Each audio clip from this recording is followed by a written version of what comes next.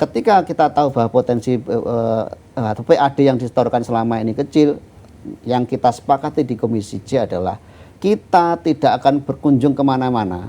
Kita akan kunjungan ke semua BUMD kita, baik induk maupun anak usahanya, untuk memastikan kita tahu permasalahan yang ada di sana. Kalau kita berpikir rasional, tidak ada ceritanya BUMD bisa bangkrut itu. Bagaimana bisa bangkrut? Satu, dia aturan kita yang buat sendiri. Bidang usahanya itu kita yang mengkapling sendiri. Modal disediakan oleh pemerintah. Nah, bagaimana bisa rugi di sana? BUMD ini kan tidak murni profesional, tapi kan ada unsur politis yang sangat kuat di sini. Saya tadi mau ngomong gitu, nggak enak Pak, nggak apa-apa ya, berarti ya kita bahas aja ya. Ini apa adanya kita sampaikan kan.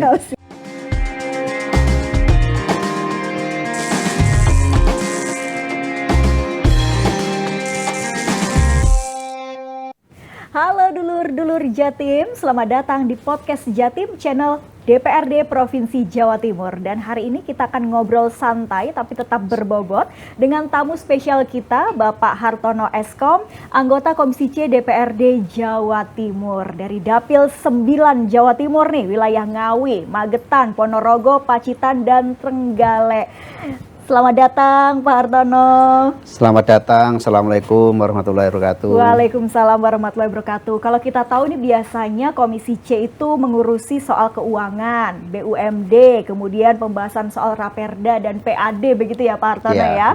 Nah, tapi ngomong-ngomong nih, kalau ngelihat Pak Hartono ini biasanya memang seringnya kita lihat itu di rapat-rapat anggaran gitu ya Pak. Jadi sibuk nih ngurusin pendapatan asli daerah dan lain sebagainya gitu ya Pak Hartono. Tapi mungkin bisa diceritakan nih Pak Hartono kepada dulur-dulur Jatim semua ini, sebetulnya di Komisi C sendiri tugasnya apa sih Pak, atau bidangnya yang diurusin itu apa aja detailnya? Iya, kalau menjadi anggota Dewan itu kan tugas pokoknya ada 3 sebenarnya. Yang pertama fungsi legislasi, dalam hari ini pembentukan perda. Yang kedua fungsi anggaran, karena kita ikut terlibat dalam menyusun APBD Jawa Timur.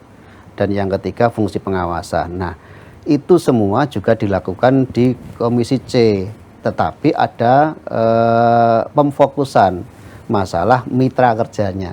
Jadi kalau Komisi C ini fokusnya adalah pada sisi keuangannya, sisi menggali pendapatannya, dan juga nanti akan mengevaluasi dari sisi pembelanjaannya. Karena itu mitra Komisi C saat ini adalah 1 BUMD, di dalamnya termasuk Bank Jatim dan Bank BPR. Kemudian juga ada BPKAD, ada DPM PTSB. Nah, itu adalah mitra-mitra dari Komisi C. Tapi di luar itu kita juga bermitra dengan semua OPD yang memang menghasilkan. Itu yang akan kita awasi, kita kelola untuk memastikan bahwa PAD Jawa Timur itu tersedia dan terkumpul dengan baik. Oke, tapi ngomong-ngomong kalau di Komisi C sendiri ini Pak, ini berapa banyak anggotanya? Untuk saat ini 25 orang. 25 orang, dan Bapak dari fraksi Gerindra ya? Ya, saya dari fraksi Gerindra, dari daerah pemilihan Dapil Jatim 9. Tadi sudah disebutkan ya wilayahnya Ngawi, Magetan, Ponorogo, Pacitan, Trenggalek. Wilayah yang sangat luas ini. Sangat luas. Dan apakah dapil neraka juga Pak? Enggak ada dapil neraka. Tempat saya indah-indah semua. Baik, Pak Hartono, kalau di Komisi C sendiri, ini bagaimana kemudian para anggota fraksi itu ditempatkan di Komisi A, B, C. Kemudian kalau Pak Hartono sendiri dari fraksi menempatkan di Komisi C, latar belakangnya apa Pak? Kalau siapa ditempatkan di mana itu kan sebenarnya kewenangan penuh pada partai atau fraksi. Ya. Untuk saya sendiri mungkin ya pasti pimpinan mempelajari siapa yang paling pas ada di mana. Nah, kebetulan saya sendiri latar belakangnya adalah dari pengusaha. Kemudian juga background saya dunia IT, jadi kalau urusan angka insya Allah sudah terbiasa. Karena itu mungkin itu juga yang menjadi latar belakang pimpinan menugaskan saya di Komisi C. Jadi itu latar belakangnya Ya. kenapa kemudian Pak Hartono ini ditempatkan di Komisi C, karena dijamin untuk melakukan tugas legislasi, anggaran, pengawasan. Ini insya Allah di Komisi C udah paling tepat begitu ya Pak? Insya Allah begitu. Insya Allah. Ya. Tapi berbicara soal kemudian tugas-tugas yang dilakukan di DPR sendiri nih gimana Pak? Sejauh ini Jawa Timur sendiri ada peningkatan kah atau bagaimana? Ya, saya melihat sendiri saat ini teman-teman di DPRD Jawa Timur khususnya Komisi C, insya Allah semangat-semangat ini. Semangat-semangat ya. Jadi sangat terlihat dari keseriusan kami ketika rapat dengan OPD atau bahkan rapat internal itu sangat serius membahas agenda-agenda yang kami bawa. Itu saya melihatnya ini sesuatu yang bagus. Kita memulai tahun awal kita dilantik menjadi anggota Dewan Jawa Timur ini dengan semangat yang luar biasa. Insya Allah ini membawa kebaikan untuk masyarakat Jawa Timur. Oke, tapi kalau boleh tahu Pak, komponen PAD Jawa Timur sendiri itu apa aja sih Pak Hartono? Sebenarnya kalau PAD itu hanya ada dua. Yang pertama itu dari PAD asli, kalau pendapatan Asli daerah? postur APBD kita itu hanya dua. Yang pertama itu adalah dari PAD atau pendapatan asli daerah. Yang kedua adalah dari dana transfer pemerintah pusat. Ya. Nah, untuk Jawa Timur sendiri sebenarnya kalau dilihat dari perjalanan selama ini sangat sehat. Oke. Sangat sehat dari mana?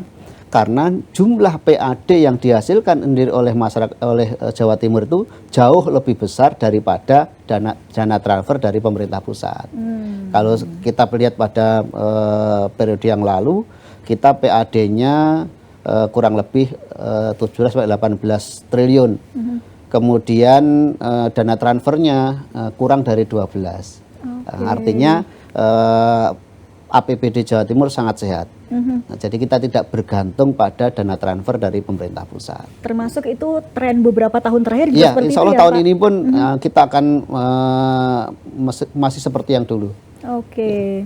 Dan kalau prioritas penggunaan PAD sendiri sejauh ini lebih ke dominan kemana? Kalau masalah pemakaian itu kan nanti kan sesuai dengan kebutuhan. Kebutuhan itu dari mana? Itu dari usulan dari semua OPD. Kan kita ada kalau ada Banggar ya. Banggar ini yang akan memfokuskan komunikasi terkait penataan berapa nilai anggaran dari masing-masing OPD. Itu ada di Banggar. Tapi saya pastikan bahwa kemana atau berapa anggaran itu digunakan, insya Allah sudah sesuai dengan usulan dari masing-masing instansi, baik dari OPD maupun dari aspirasi dari anggota Dewan. Kalau yang paling banyak Pak dipakai untuk apa Pak? Kalau saya berkaca pada sendiri ya tentunya untuk pembangunan infrastruktur itu masih porsi yang cukup besar di sana. Selain sisi yang lain pasti ya untuk pembangunan gaji pegawai, kemudian juga untuk kesehatan, tapi porsi untuk infrastruktur insya Allah juga masih sangat besar. Oke, tapi memang kita tahu kalau Jawa Timur sendiri ini tadi Bapak katakan PAD-nya juga cukup tinggi ya dibandingkan dengan transfer dana dari pusat sekalipun gitu. Tapi kalau kita melihat tantangan, pasti kan ada tantangan nih Pak Hartono dalam menggenjot PAD yang mungkin diharapkan di seluruh daerah gitu atau seluruh provinsi. Tantangan yang dihadapi kalau Jawa Timur sendiri dalam menggenjot pendapatan asli daerah itu apa? Jawa Timur sebagai kalau PAD itu kan kaitannya dengan bisnis ya, BUMD dalam hal ini. Itu juga pasti terpengaruh oleh kondisi global. Yang bisnis kan pasti terpengaruh itu. Betul. Ya. Tetapi setiap tantangan juga pasti ada peluang. Karena itu kita dari Komisi C saat ini intensif berkomunikasi dengan OPD-OPD terkait, termasuk di dalamnya adalah BUMD, untuk memastikan setiap langkah yang dilakukan itu tetap sesuai dengan yang kita rencanakan sejak awal. Itu jadi kalau masalah pengaruhnya ya pasti pengaruh luar sangat besar, tapi dengan komitmen kita baik dari OPD maupun dari Dewan, insya Allah kita bisa tetap menjaga PAD kita tetap besar. Oke, PAD tetap besar. Tapi ngomong-ngomong kalau dari BUMD sendiri yang paling besar ini dari mana, Pak? Untuk saat ini tetap nomor 1 Bank Jatim. Bank Jatim ya. Iya. Walaupun kemarin mungkin sedikit ada problem Ya, itu ya. udah dengar semua ya, rame ya. Iya. Jadi tetap untuk saat ini juara kita untuk penyetor PAD ke Jawa Timur masih Bank Jatim. Periode 2024 kemarin itu kurang lebih Bank Jatim menyetorkan PAD senilai 420 miliar untuk Oke. PAD Jawa Timur. Kalau selain Bank Jatim, Pak, yang terlihat potensial juga. Ada kalau dari BUMD yang lain salah satunya Petrogas Jatim Utama. Petrogas. Itu. Kemudian ada juga Bank Perekonomian Rakyat atau Bank BPR. BPR. Kemudian masih banyak BUMD-BUMD kita meskipun mungkin jumlahnya tidak sebesar Bank Jatim, tapi tetap semuanya berkontribusi positif untuk BUMD kita, untuk PAD kita. Oke, memang didominasi sektor perbankan ya? Iya, untuk Pak saat ini Hartono masih perbankan. Tapi juga dari data yang Silka punya nih Pak Hartono, selain juga tadi dari BUMD dan lain sebagainya, ini juga ada kontribusi utama khususnya di tahun 2023 ini PAD Jatim sekitar 22,2 triliun. Kontribusi utama pajak kendaraan bermotor, Ya. bea balik nama kendaraan bermotor, kemudian retribusi jasa umum dan hasil pengelolaan kekayaan daerah ya. Dan kalau di 2025 ini target 25 triliun ya Pak, betul? Kayaknya tidak sampai segitu. Oh, tidak sampai segitu. Ya, jadi saya uraikan ya. Ya. Jadi kalau kita PAD itu memang lebih dari 60% itu masih dari pajak kendaraan bermotor. Pajak kendaraan bermotor itu dua, satu adalah PKB, yang kedua adalah BPNKB. BPNKB itu biaya balik nama. Tapi biaya balik nama ini hanya sekali dikenakan pada saat kita awal beli motor baru dari dealer menjadi pemilik pertama itu ada biaya balik namanya. Tapi kalau sudah pembelian yang tangan kedua, tangan ketiga itu tidak ada lagi biaya balik namanya. Yang ada hanya PKB atau pajak kendaraan bermotor yang rutin setiap tahun dibayarkan itu. Nah, itu jadi memang kita masih sangat tergantung pada pajak kendaraan bermotor. Yang lainnya masih dari BUMD dan OPD-OPD terkait, termasuk BLUD. Ini yang agak istimewa itu BLUD. BLUD itu kan memang sejak awal didirikan itu harapannya bisa mandiri. Ya. Dia bisa menghidupi operasionalnya dari pendapatannya sendiri. Dan BUMD kita besar-besar. Misalkan Rumah Sakit Dr. Sutomo. PAD-nya 2024 ini kemarin tuh 1,4 T. Hampir 1,4, kurang 1,3 lebih lah ya. Tetapi itu hanya dicatatkan dalam PAD Jawa Timur. Bukan disetorkan ke PAD Jawa Timur, enggak, hanya dicatatkan saja. Itu sepenuhnya digunakan untuk operasional Dr. Sutomo. Semacam itu. Jadi BLUD memang diharapkan bisa mandiri dengan pendapatannya sendiri. Tapi realitasnya sekarang itu BLUD kita masih belum bisa benar-benar mandiri. Artinya untuk beberapa pengembangan dan operasional masih meminta subsidi dari APBD Jawa Timur. Ini yang kita harapkan ke depan, karena kita mencari potensi-potensi baru pajak ini juga tidak gampang. Harapannya beban APBD kita juga berkurang dengan mandirinya BLUD ini. Oke, biasanya kan memang BLU ini yang berbau BLU ini kan didorong untuk mendapat ini ya pendapatan pengelolaan sendiri begitu ya, betul, dan menghasilkan gitu. Jadi kalau tadi Pak Hartono juga sampaikan bahwa kontribusi utama memang dari PKB juga BPNKB begitu ya. Jadi kalau kita lihat ini pajak kendaraan bermotor jadi sumber utama. Jadi kadang-kadang juga kita jadi mikir ya, yang jalan-jalan tuh mobil kita apa duit kita gitu ya. Yang jalan-jalan kendaraan gitu. Jadi kadang bayarnya rajin tapi jalannya kadang juga masih bolong-bolong Pak. Nah mungkin ini ya, saya sambil menyampaikan unek-unek dulur-dulur Jawa Timur juga ya Pak Hartono ya. Terkait dengan pendapatan banyak dari pajak kendaraan tapi fasilitas jalanannya juga masih mungkin perlu diperhatikan lagi begitu ya. Iya, kalau Surabaya mungkin tidak melihat ya, kalaupun ada jalan rusak masih sekian persen lah. Depan rumah saya di Ngawi sana itu secuil aspal pun tidak ada. Jadi sejak saya kecil sampai sekarang itu di depan rumah saya di Ngawi sana itu tidak ada secuil aspal ataupun paving.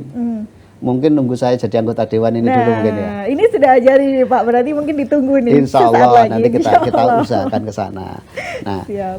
tetapi begini, kita bicara PAD itu tidak mesti begini. Dapatnya dari motor kembalinya harus ke jalan. Ya. Dapatnya dari migas kembalinya kemana? Semuanya akan disetorkan menjadi PAD Jawa Timur. Kemudian penggunaannya akan digunakan sesuai dengan peruntukannya, prioritasnya. Memang secara kebutuhan banyak. Jawa Timur kan sekian luasnya. Kita bicara kebutuhan perbaikan jalan yang kemarin diperbaiki tahun berikutnya sudah rusak lagi, butuh perawatan dan sebagainya. Sementara jalan yang belum tersentuh sama sekali seperti saya cerita tadi di depan rumah saya di Ngawi sana itu juga masih banyak. Sehingga kita perlu mengatur prioritasnya. Mana yang kita dahulukan, memperbaiki yang sudah masih bolong-bolong tadi itu, atau mungkin ngasih yang lain, kesempatan yang lain dulu biar juga sama-sama merasakan pernah ada aspalnya, pernah ada pavingnya kan begitu. Itu yang kita harapkan nanti bisa kita ada berkeadilan lah di sini. Ya. Mungkin itu juga yang perlu diketahui para dulur-dulur Jatim juga ya Pak Hartono. Kadang kan kalau masyarakat ini pengennya yang cepat gitu, ada aspirasi sudah pengennya besok langsung dieksekusi. Selama ada uangnya, gitu ya. saya pun mendukung demikian. Itu. Ya, karena keterbatasan PAD ya kita harus sabar, harus diatur prioritasnya gitu. Oke, dan semuanya ini ada prosesnya begitu, Ya, dari betul. proses legislasi, anggaran, dan juga pengawasannya nanti bagaimana. Pak, kembali ke peran dan optimalisasi BUMD sendiri ya. Kalau menurut data yang saya peroleh, BUMD Jatim ini kan kontribusinya cukup kecil, kurang dari 5% dari PAD. Nah, ini gimana nih DPRD melihat potensi BUMD sendiri ke depan ya? Ya, ada tekanan luar biasa ketika awal kami dilantik menjadi anggota DPRD. Kabar yang pertama adalah saat kami dilantik ditempatkan di Komisi C adalah adanya pemberlakuan Undang-Undang Nomor 1 Tahun 2022 tentang HKPD tentang hubungan keuangan pemerintah pusat dan daerah. Di sana ada pemberlakuan baru namanya option pajak. Option pajak ini adalah pembagian nilai pajak untuk pemerintah kabupaten kota di mana kendaraan itu terdaftar. Nah, karena option pajak ini potensi membebani masyarakat, pemerintah Provinsi Jawa Timur memberikan diskon lah. Jadi tetap kita menjalankan amanah undang-undang yang HKPD tersebut, tetapi agar masyarakat tidak bertambah yang dibayarkan karena pemerintah Provinsi Jawa Timur yang ngalah. Kita kurangi yang nilai setoran ke Jawa Timur. Nah, nilai yang didiskon itu potensinya di tahun 2025 ini 4,2 triliun. Artinya PAD kita potensi loss 4,2 triliun. Nah, agar kita tidak terjadi goncangan terhadap APBD Jawa Timur, kami Komisi C ini ditugaskan untuk mencari sumber-sumber dari yang lainnya.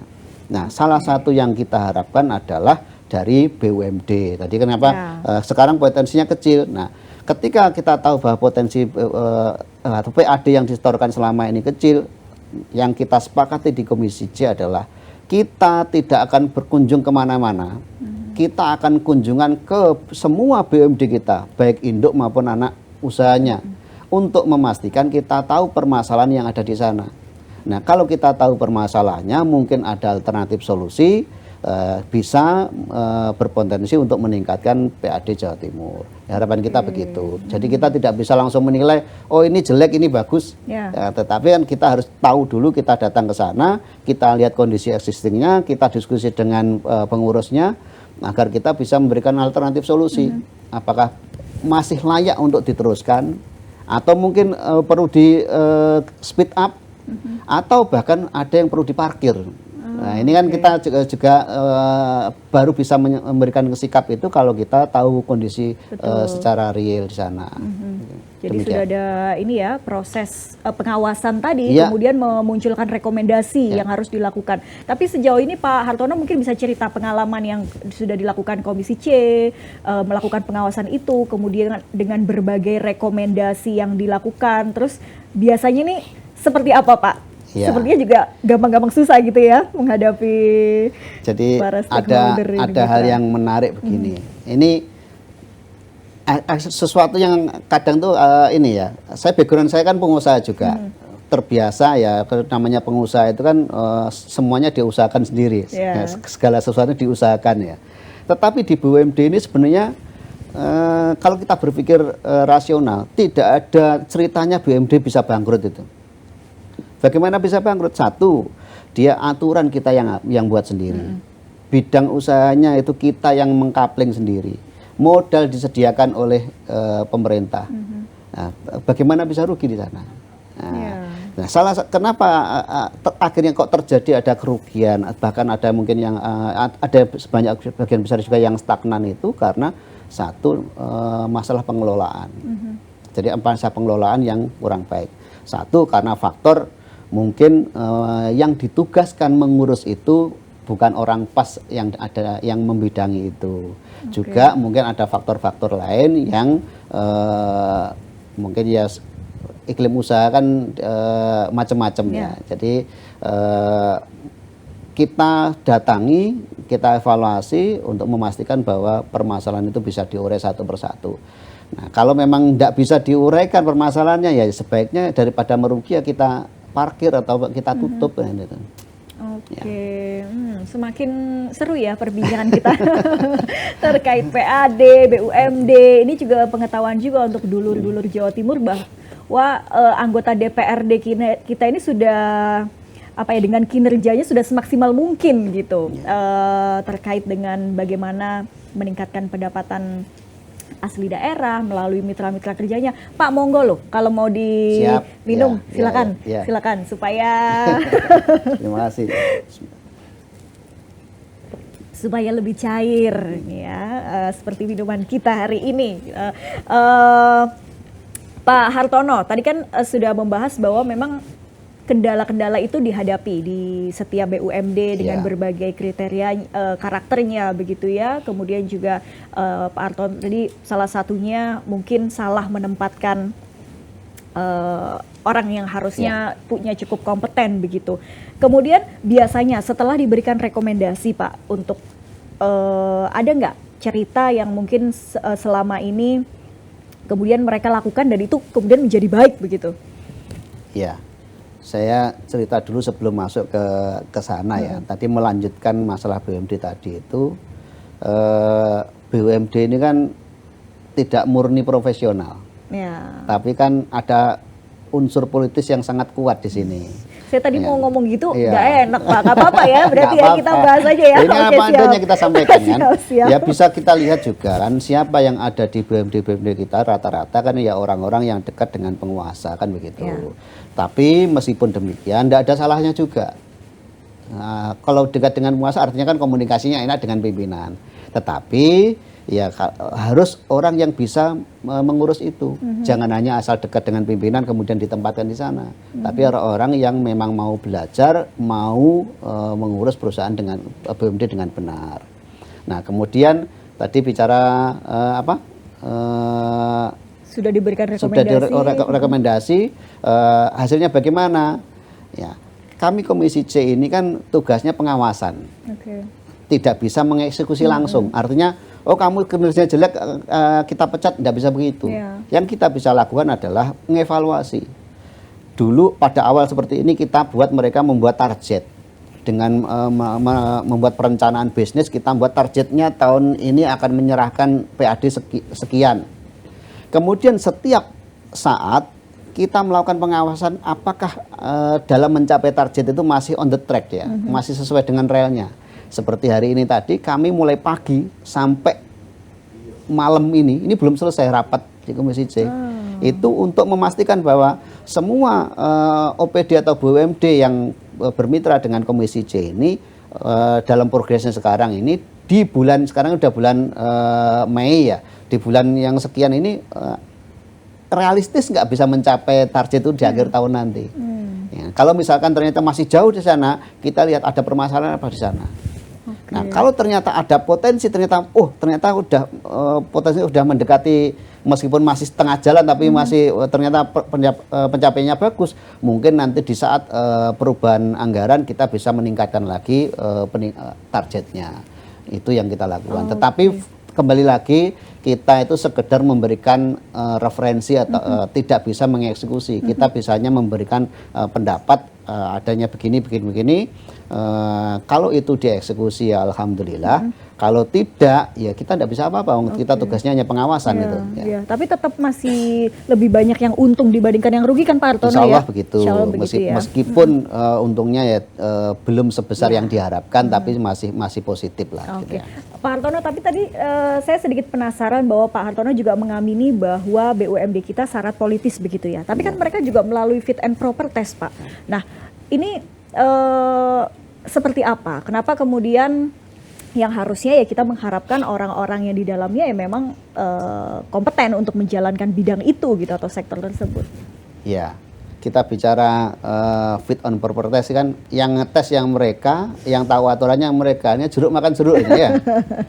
Kami dari anggota Dewan kan tidak pernah dilibatkan secara langsung dalam prosesi seleksi ini. Bahkan diumumkan kapan, kemudian siapa yang sedang mendaftar, proses seleksinya seperti apa, kan kita tidak dilibatkan sama sekali. Jadi kita tidak tahu prosesi seleksinya. Yang kita tahu adalah yang hasil seleksinya ini. Nah, seperti kemarin kan baru selesai ini seleksi dari Bank Jatim. Ya, yang ada itu, ya apapun itu ya kita terima. Karena itu sudah menjadi pilihan dari pansel yang memang ditunjuk oleh gubernur. Nah selanjutnya kami dari Komisi C ya tinggal mengawasi kinerja selanjutnya seperti apa. Oke. Tapi kalau menurut Pak Hartono sendiri ya idealnya seperti apa Pak? Atau ya harusnya sih kalau bisa ada keterlibatan DPRD selaku legislatif begitu ya dalam proses fit and proper test. Atau kalau Pak Hartono sendiri seperti apa idealnya? Kalau terlibat secara langsung Dewan memang bukan haknya. Itu dibatasi aturan, memang kita tidak bisa terlibat secara langsung. Tapi setidaknya kita kan bermitra. Minimal itu ada semacam konsultasi lah dalam prosesi seleksi ini. Oh, panitia seleksinya ini. Kemudian kita akan melakukan seleksi kemudian seperti apa calon yang muncul ini. Mungkin sesekali kita diundang lah dalam waktu proses mereka melakukan fit on proper test. Itu kan bentuk bagaimana menganggap kami sebagai mitra. Tapi kalau kalaupun toh itu tidak dilakukan ya monggo itu memang haknya mereka. Kita tidak bisa menuntut untuk itu. Oke, menarik nih. Tapi tadi Pak Hartono juga sempat menyinggung soal Undang-Undang HKPD ya Pak. Jadi keuangan antara pemerintah pusat dan daerah. Ini mulai berlaku tahun 2022. 2025. 2025. Undang-undangnya tahun 2022, tapi berlaku sejak 2025. Artinya kan baru-baru saja begitu ya Pak Hartono. Kemudian apa dampak terbesar dari undang-undang ini diberlakukan di tahun ini? Yang jelas ujungnya adalah potensi PAD Jawa Timur loss 4,2 triliun. Nah, jadi kenapa? Karena tadi yang dulunya semua pajak kendaraan bermotor itu masuk ke Provinsi Jawa Timur, sekarang langsung dipotong oleh pemerintah kabupaten kota. 64% masuk ke mereka.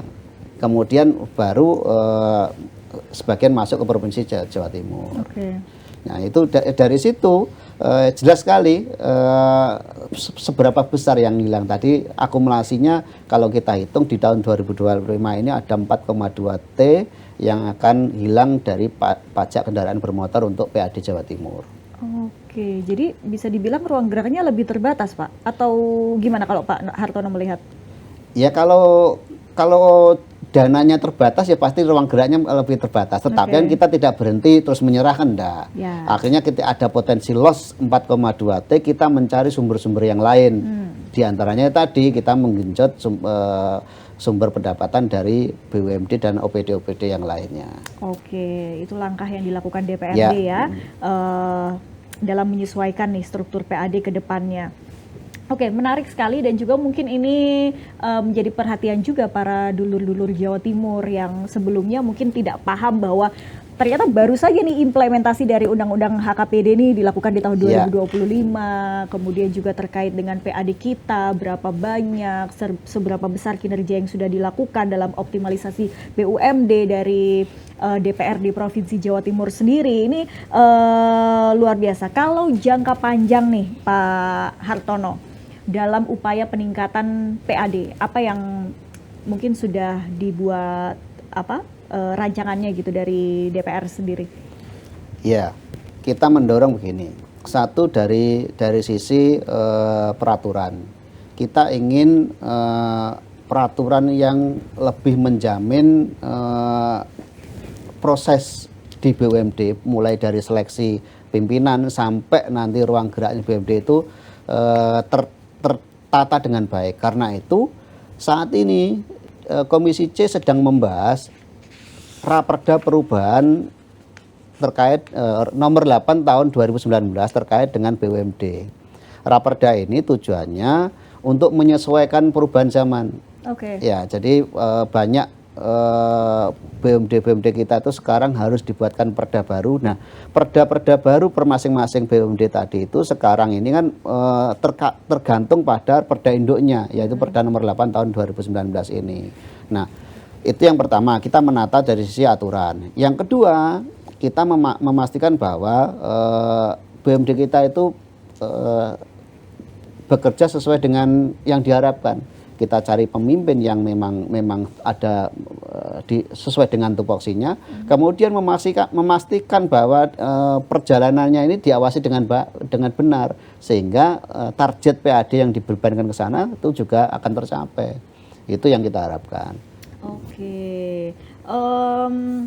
Jadi strategi jangka panjang, menengah dan panjang begitu yang akan dilakukan. Kemudian kalau turut serta masyarakat nih, tentunya selain legislatif atau DPRD di sini melakukan segala tupoksinya dari legislasi, anggaran sampai ke pengawasan, kemudian kan pasti butuh kerjasama masyarakat juga pasti, nih. Ya. Dunia usaha pun juga harus terlibat, Ya. khususnya untuk kaitan dengan mitra-mitra Komisi C begitu ya. Nah, kalau menurut Pak Hartono, atau mungkin ada yang Pak Hartono ingin sampaikan nih, bahwa ayo masyarakat juga harus turut terlibat, harus paham, harus terlibat aktif begitu. Ya, saya tidak membatasi hanya masalah BUMD ya. Jadi peran masyarakat yang paling pokok saat ini, karena kita masih bergantung pada pajak kendaraan bermotor, ya ayo kita bayar pajak kendaraan bermotor. Ya, pemerintah Jawa Timur sudah mendiskon sekian besarnya. Nah, juga dalam waktu dekat kita akan memberlakukan pemutihan denda. Artinya secara administratif yang selama ini menunggak pembayaran pajak kendaraan kita hilangkan atau kita hapuskan dendanya. Tapi memang kita belum bisa menghapus pajak pokoknya. Karena banyak pertimbangan. Karena masyarakat Jawa Timur ini 85% taat pajak motor. Hanya 15% yang menunggak. Karena itu ketika ada wacana misalkan ada pembebasan pajak kendaraan bermotor bagi yang menunggak, terbalik pemikirannya. Saya sendiri mendorong begini, perhatikan yang taat pajak, jangan perhatikan yang tidak taat. Gitu. Jadi justru yang taat ini kita berikan apresiasi di sana, bentuknya seperti apa nanti, entah bonus dan sebagainya. Kemudian sisi yang lainnya, ya karena kita punya BUMD, ya kita harapkan masyarakat satu ikut menggunakan, yang kedua juga mengawasi. Satu, misalkan kalau kita ada BUMD yang menghasilkan produk, contoh air minum, ya ayolah kita pakai itu produknya BUMD kita. Kalau misalkan misalkan kita menggunakan fasilitas BUMD kita, misalkan di rumah sakit dan sebagainya, mengetahui ada hal yang kurang baik, ya laporkan. Biar kami dari anggota Dewan pun ikut bisa menyampaikan, melakukan pengawasan dengan benar. Itu yang kita harapkan dari masyarakat. Jadi kita aktif juga, kita kritis. Gitu. Dan tuh harus gitu ya, masyarakat harus kritis. Apalagi tadi sepakat sekali nih kalau Pak Hartono bilang, ya kita harus kasih apresiasinya ke yang bayar dong, karena taat kan 85% begitu ya. Karena biasanya yang memang ditunggu-tunggu masyarakat juga adanya pemutihan dan lain sebagainya begitu, Pak Hartono. Tapi kalau ini kan juga baru-baru ini menjadi isu hangat juga, Jawa Barat kan menerapkan itu, Kang Deddy Mulyadi itu. Nah, kalau mungkin di compare dengan Jawa Timur sendiri, kalau Pak Hartono sendiri lihat gimana? kami bersikap ini juga tidak asal ikut atau tidak ikut. Ya, kami juga sudah berkunjung ke Bandung, diskusi dengan Bapenda Jabar. Kenapa mereka berani mengambil keputusan untuk melakukan pemutihan? Kita juga berkunjung ke Jogja, berkunjung ke Jawa Tengah. Nah, memang situasinya berbeda. Jadi karena itu saat ini kami sendiri lebih menyarankan kepada Bapenda. Yang pertama adalah lebih memperhatikan mereka yang sudah taat pajak, karena kita 85%. Mohon maaf, seringkali masyarakat itu begini, kalau nanti diberikan, misalkan digratiskan yang tidak bayar pajak, yang 85 ini bisa ikut-ikutan tidak bayar nanti. Ya, moral hazard ini juga penting untuk diperhatikan. Wong pemutihan aja kadang begini, wah kita bayar telat-telat tidak apa-apa, nanti ada pemutihan lagi kan begitu betul. ya. Nah karena itu kita semangatnya justru lebih mendorong mereka-mereka yang lebih awal membayar pajak itu yang kita kasih apresiasi. Nah, di situ yang penting di situ sih. Nah, kemudian kalaupun toh nanti pemerintah mau memberikan diskon-diskon lain, kita sarankan, kita petakan sebenarnya seberapa sih tunggakan pajak kita itu, yang kendaraan bermotor roda 2 berapa, yang roda 4 berapa, yang nunggaknya hanya 1 tahun berapa, yang nunggaknya 5 tahun berapa. Nanti dengan data itu kalau disajikan dengan detail, gubernur bisa ngambil sikap. Oh, yang mungkin ini yang lebih ringan ini, mungkin pajaknya ojol ini bisa kita bebaskan. Atau hal-hal yang lain itu kan bisa dilakukan kalau ada data yang disajikan dengan lengkap. Betul. Kami dari DPR ya, kita selama ini mendampingi Bapenda se Jawa Timur, kita tidak berhenti, kita keliling terus semua Bapenda se Jawa Timur ini, memastikan bahwa progres pencapaian pajak mereka sesuai dengan target. Yang kedua, jika ada keluhan-keluhan dari masyarakat itu bisa kita sampaikan. Contoh misalkan ada masyarakat yang katanya susah bayar pajak, kita tuh mereka mau bayar itu sudah alhamdulillah ya, kenapa kok dipersulit kan itu. Hal semacam itu kita berikan masukan kepada Bapenda setempat untuk memastikan banyak pintu masyarakat yang akan membayar pajak, tidak ada yang dipersulit. Ya. Itu yang kita lakukan seperti itu. Oke, Pak Hartono, karena Komisi C ini juga membahas soal keuangan ya, saya juga penasaran dan ingin tahu lebih banyak dari Pak Hartono terkait dengan pengurangan anggaran infrastruktur. Dari data yang saya peroleh, ini tahun 2024 dari 6,7 triliun 2023 ini menjadi 5,1 triliun di tahun 2024. Dan kenapa berkurang, atau mungkin Pak Hartono tahu ya, dan dampaknya ini seperti apa Pak? Ya, kalau jumlah berapanya berkurang saya tidak tahu pasti ya. Tapi ya semua pasti terdampak seiring dengan berkurangnya potensi PAD tadi. 4,2 T itu besar, Mbak. Ya, jadi tentu semuanya akan melakukan penyesuaian. Meskipun kami dari sisi pendapatan pun kita akan berupaya untuk mencari penggantinya. Tapi ya itu tadi, sebelum kita bisa mendapatkan kan kita juga harus mengurangi yang menjadi beban. Nah, tetap semuanya penataannya sesuai dengan prioritas. Kalau ternyata ini misalkan rencananya dikurangi, ternyata kok PAD kita besar, ya pasti akan ada penyesuaian, penambahan nanti di anggaran perubahan kan bisa dilakukan. Yang jelas berapa yang dianggarkan untuk masing-masing pos itu sudah dibahas antara OPD dengan Banggar atau dengan Dewan di posisi Banggar. Ya. Tapi kalau berbicara infrastruktur sendiri, kalau Pak Hartono sendiri nih misalnya lagi reses ke dapil gitu, ada nggak sih Pak yang kemudian masyarakat yang menuntut infrastruktur yang apa harus gimana gitu enggak? HP saya itu enggak pernah berhenti itu. Yang lapor jalannya rusak, yang lapor pengen minta bantuan ini, bantuan itu, banyak sekali. Tapi kan ya semua kita tampung, yang namanya masukan kita tampung. Ya tadi saya sampaikan, wilayah Jawa Timur itu sangat luas dan biaya untuk pembangunan memang sangat besar. Kalau ada uangnya ya pasti kita segera lakukan. Tetapi karena ada keterbatasan anggaran, ya harus kita atur prioritasnya. Satu, prioritas mana yang lebih penting. Yang kedua, asas pemerataan juga.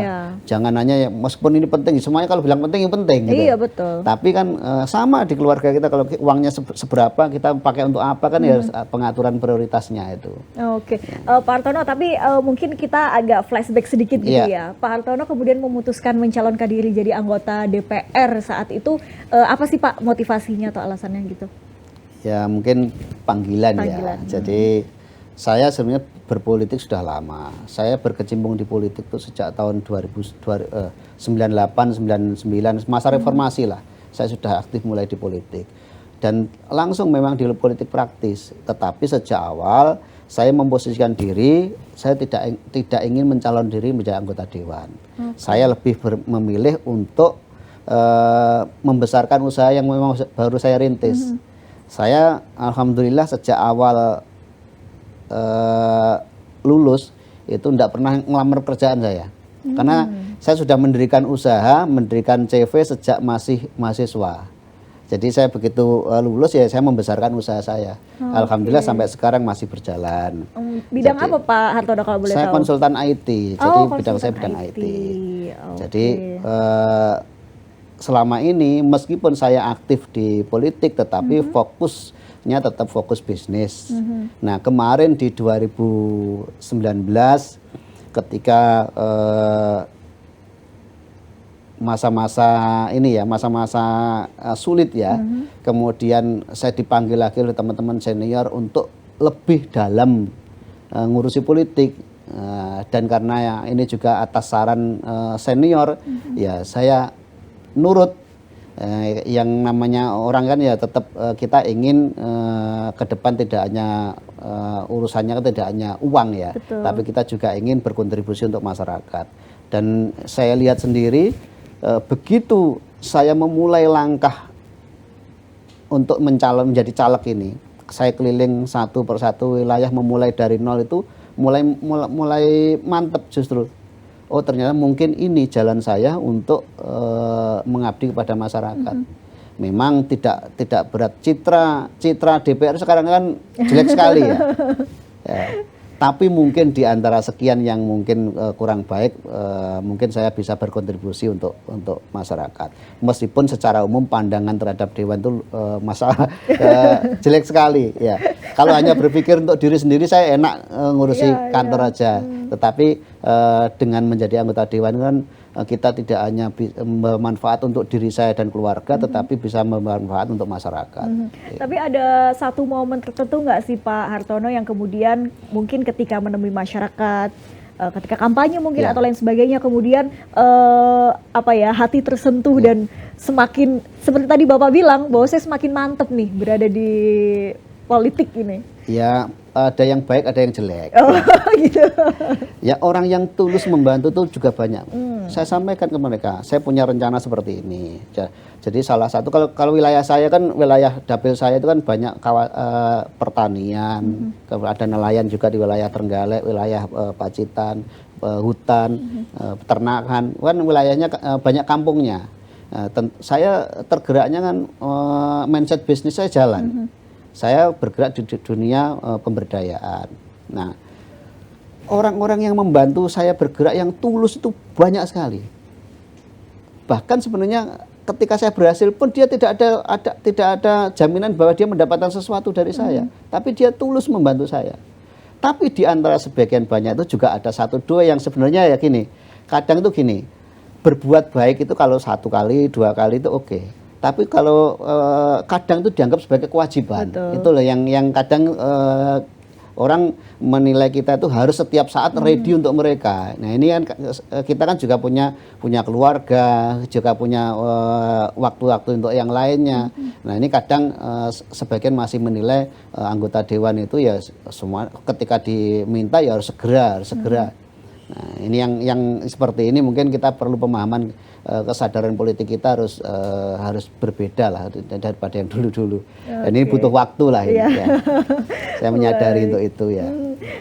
Jadi itu tadi mungkin cerita dari Pak Hartono ya, bagaimana kemudian awal mula memutuskan berkecimpung di politik praktis, menjadi anggota DPRD, dan juga sudah banyak kinerja yang dilakukan dengan background Pak Hartono sendiri sebagai pengusaha. Tapi kembali tadi kita membahas soal PAD nih Pak Hartono. Harapan Bapak terhadap pengelolaan PAD khususnya di tahun 2025 ini dan beberapa tahun ke depan, dan harapan ke depan lah PAD Jawa Timur ini seperti apa? Yang pertama, saya berharap PAD kita tidak semata-mata bertumpu pada satu bidang, khususnya pajak kendaraan bermotor. Yang lebih didorong nanti adalah pajak PAD dari sumber BUMD. Karena kalau BUMD-nya besar berarti ada banyak orang yang bekerja di sana. Itu bukan dengan menarik uangnya masyarakat langsung, tetapi justru masyarakat ikut menikmati. Kalau ada BUMD yang besar kan yang bekerja di sana banyak. Harapan saya nanti porsi APBD ke depan itu, porsi PAD kita ke depan itu lebih banyak dari BUMD bukan dari pajak gitu loh ya. Harapan kita begitu. Karena kalau dari BUMD kan berarti kan iklim usahanya tumbuh dan yang menikmati banyak orang gitu. Betul, ya. betul. Dan mungkin karena tadi sesuai dengan harapannya juga ini bisa iklimnya bisa bertumbuh dan bisa menghasilkan lebih banyak BUMD. Artinya mungkin harapan yang ingin disampaikan kepada para stakeholder juga nih, Pak Hartono. Ya, untuk teman-teman Dewan dulu ya, teman-teman Dewan, harapan saya lebih serius, khususnya sekarang pada saat pembahasan Raperda BUMD. Jangan kita akan efisien melakukan penataan BUMD kita itu kalau itu aturan yang kita tata. Kalau kita hanya mengandalkan kekuatan Dewan A, Dewan B akan ada masanya dia menjadi dewan. Tetapi kalau aturan yang ditata itu akan berlangsung terus menerus. Yang kedua ini juga dari pihak eksekutif. Kita sangat berharap eksekutif berserta jajarannya itu betul-betul memandang dewan itu sebagai mitra. Bukan kucing-kucingan ya. Jadi seolah-olah nanti kalau ketemu dewan itu harus apa yang harus ditutupi, apa yang harus disampaikan begini begitu. Nah, benar-benar kita dianggap sebagai mitra sehingga kalau ada permasalahan bisa segera dituntaskan. Kalau ada dewan itu kan jumlahnya banyak ya. Tentu permasalahan kalau dipikirkan dengan banyak kepala itu kan solusinya akan lebih mudah didapatkan. Ya. Nah, tujuannya itu. Jadi perlu saya sampaikan, sekritis-kritisnya apapun anggota dewan kita itu semuanya bertujuan untuk meningkatkan PAD Jawa Timur. Itu yang catatannya. Itu ya harapan kita semua juga nih. Terima kasih banyak Pak Hartono sudah berbincang dan juga memberikan insight juga nih kepada dulur-dulur Jatim semua ini ya terkait dengan PAD, BUMD dan bagaimana harapan kita bersama untuk meningkatkan PAD kita. Dan untuk dulur-dulur Jawa Timur semua, terima kasih ya sudah menyaksikan podcast Sejatim channel DPRD Provinsi Jawa Timur. Sampai ketemu lagi. Sampai jumpa.